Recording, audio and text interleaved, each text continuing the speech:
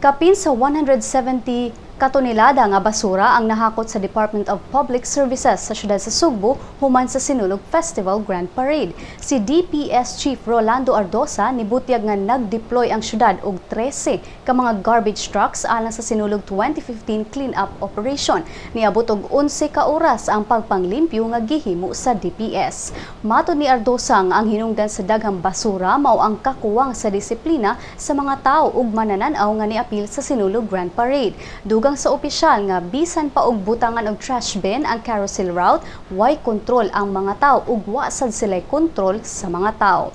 Sigon ni Ardosa nga ang syudad sa Sugbo kadaghan ni pahinumdum sa katawhan nga dili ilabay ang mga basura bisan asa. Gamay ra unta ang ma-generate nga basura apan daw murag ganahan ang mga tao nga ang DPS ang pahipuson sa mga basura. Sa dihang gipangutana si Ardosa kung epektibo ba ang kampanya nga Zero Waste Sinulog nga gipasiugda sa environmental group nga Let's Do It Philippines, wala na mokomento si Ardosa apan butyag niini nga wala siya nakit-an nga garbage bins nga gibutang subay sa carousel route sa maong grupo.